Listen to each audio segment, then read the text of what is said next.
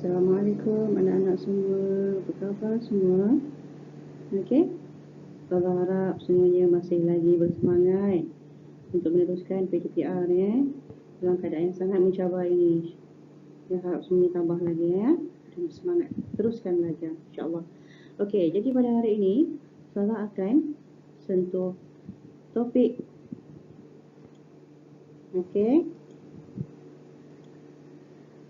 bidang sirah dan tamadun Islam bertajuk keunggulan tokoh Islam. Siapa dia? Okey, Hasan Al-Banna. Anak-anak boleh rujuk buku teks Pendidikan Islam tingkatan 5 muka surat 177 hingga 182 insya-Allah. Okey, tengok siapa Hasan Al-Banna. Oh, ini orangnya. Okey, inilah Hasan Al-Banna. Okey. Kemudian kita akan lihat apakah standard pembelajaran pada hari ini. Standard pembelajaran ini macam objektif lah. Apa yang anak-anak akan capai bila habis belajar topik ini. Okey, yang pertama anak-anak akan dapat menyatakan riwayat hidup Hasan Al-Banna. Okey, kemudian menerangkan sumbangan Hasan Al-Banna dalam tamadun Islam. Kemudian dapat merumuskan iktibar daripada keunggulan tokoh dan menghubungkaitkan dengan kehidupan serta berusaha mengislah diri secara beradab dan istiqamah. Mengislah diri ini maksudnya berusaha untuk mengubah diri menjadi lebih baik. Dalam keadaan macam mana kita akan mengubah diri kita menjadi lebih baik secara beradab, secara sopan, secara baik dan juga istiqamah secara berfokus. Berterusanlah maksudnya. Okay, itu antara objektif yang kita akan belajar hari ini insya-Allah. Okey. Kita lihat riwayat hidup Hasan Al-Banna. Okey, apakah riwayat hidup beliau yang kita boleh ambil? Okey, nama penuh beliau ialah Hasan bin Ahmad bin Abdul Rahman Muhammad Al-Banna. Ini namanya panjang Kita kenal dia Hasan Al-Banna aja. Ini nama dia Hasan bin Ahmad bin Abdul Rahman Muhammad Al-Banna. Okey. Kemudian bila beliau dilahirkan? Tarikh lahirnya adalah pada 25 Sya'ban 1323 Hijrah bersamaan dengan 14 Oktober 1906 Masihi. Kemudian tarikh beliau meninggal dunia bila pada 1368 Hijrah bersamaan dengan 12 Februari 1949 Masihi. Okey, cara kematiannya, beliau telah ditembak mati oleh seorang pembunuh upahan. Okey. Kemudian jawatan yang telah disandang oleh beliau adalah Mursyidul Am Gerakan Ikhwanul Muslimin. Mursyidul Am ini maksudnya pemimpin lah. Okey, pemimpin orang yang memberi panduan, memberi galakan ataupun memberi bimbingan kepada satu gerakan bernama Ikhwanul Muslimin, iaitu gerakan yang menghubung ataupun mengumpulkan saudara-saudara se-Islam. Okey, nanti kita lihat. Okey, ketinggian akhlak. Maksudnya kalau kita dah ambil ini sebagai tokoh, mesti ada sesuatu yang istimewa pada beliau Okey, apakah ketinggian akhlak beliau? Pertama, memuliakan orang yang warak dan soleh. Kita sebagai seorang manusia kita kena memuliakan orang yang alim, yang berilmu, yang soleh. Kita kena muliakan mereka. Okey, ini antara akhlak yang dimiliki oleh Imam Hasan Al-Banna Kemudian dia seorang yang gigih menggerakkan usaha dakwah. Okey, apa juga dakwah yang dilaksanakan, dia akan gigih secara bersungguh-sungguh dan istiqamah dan berfokus apa yang dilaksanakan tu. Kemudian yang ketiga, berlapang dada bila terdapat perbezaan pandangan. Berlapang dada ni maksudnya sentiasa menerima dengan sifat yang terbuka. Dia tidak menganggap dirinya sentiasa betul. Okey, susah tau kalau orang yang anggap diri sentiasa betul, masalah. Jadi Hasan Al-Banna ini adalah seorang yang sentiasa berlapang dada. Bila ada orang memberi pandangan berbeza daripada beliau, beliau akan terima dengan hati yang terbuka. Okey, antara gurunya tersohor. Yang pertama kita lihat Ahmad bin Abdul Rahman Al-Banna. Siapa ni? Ahmad bin Abdul Rahman Al-Banna ini adalah bapa beliau sendiri yang juga merupakan guru yang telah mendidik Hasan Al-Banna sehingga menjadi seorang yang terhebat. Yang kedua gurunya yang tersuhur adalah Syekh Muhammad Zahran.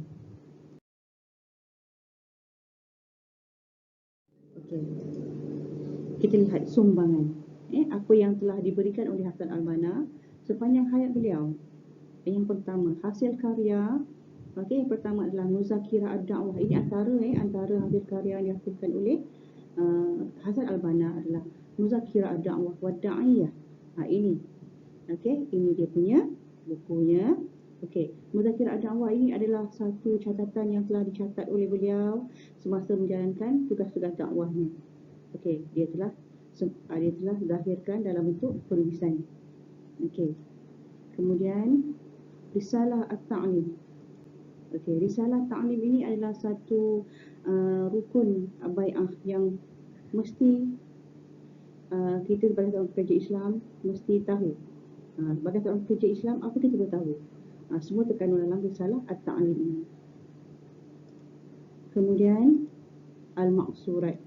Al-Maqsurat ini saya yakin semua tahu Al-Maqsurat ini adalah doa-doa harian ataupun zikir harian pagi dan petang yang telah dihimpun oleh Hasan Al-Banna sendiri berdasarkan kepada hadis-hadis yang sahih dan juga setiap apa yang dilaksanakan oleh Nabi Muhammad SAW. Okey, jadi benda ini yang sahih lah, tepat yang benar daripada Hasan Al-Banna.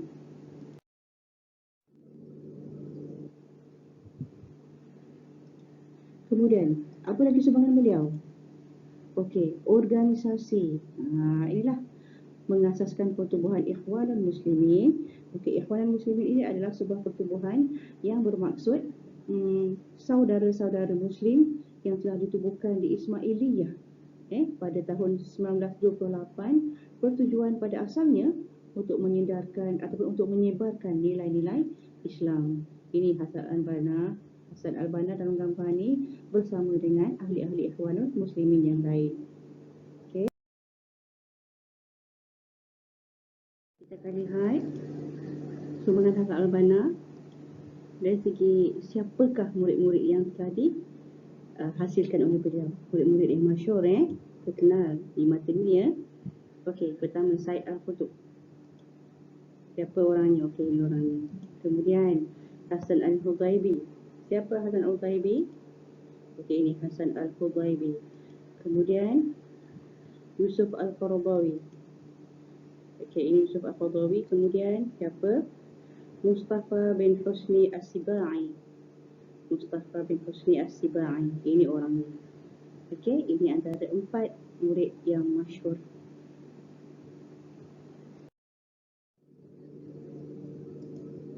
Okey, spektrum ilmu, maksudnya apakah panduan atau pedoman yang kita boleh ambil? Okey, sesungguhnya tanggungjawab terhadap agama lebih banyak daripada masa yang ada. Maka manfaatkanlah waktu. Bila kamu memanfaatkan sesuatu keperluan,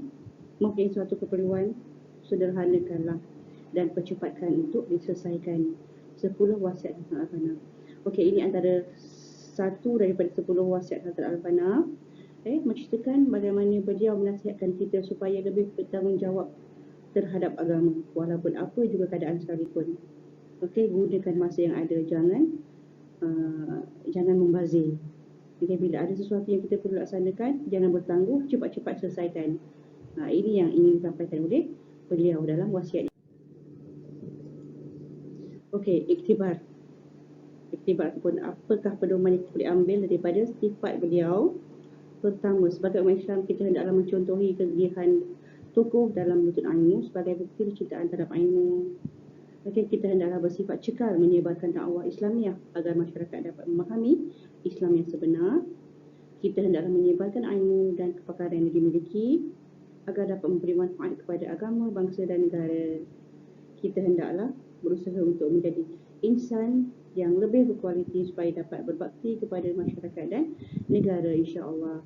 Kita bekerjasama dalam pembangunan negara supaya negara dihormati di peringkat antarabangsa.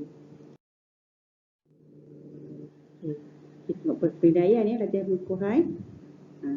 Okey, ini ada soalan sikit ni. Nyatakan dua ketinggian akhlak yang dimiliki oleh Hasan al-Banna. Okey. Cari jawapannya. Okey. Ada yang dapat jawab?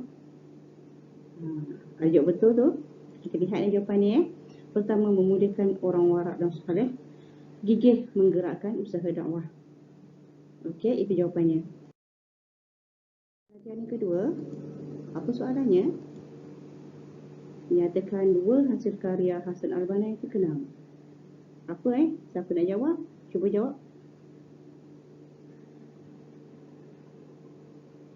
Ya, betul.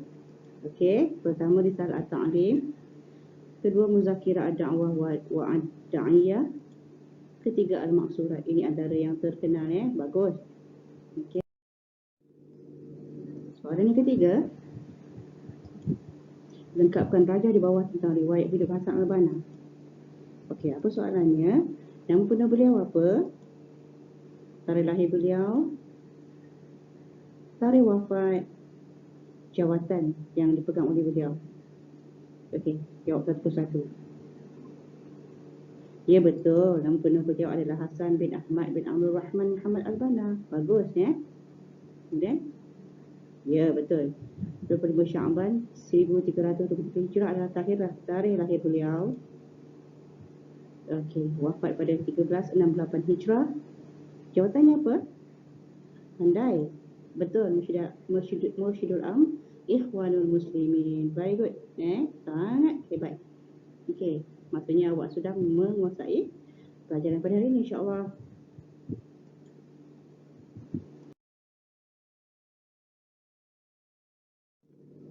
Terima kasih kerana menonton. Saya harap masing-masing mendapat manfaat daripada apa yang telah sampaikan pada hari ini. Okey, semoga jumpa lagi, insya-Allah. Terima kasih dan selamat belajar. Assalamualaikum.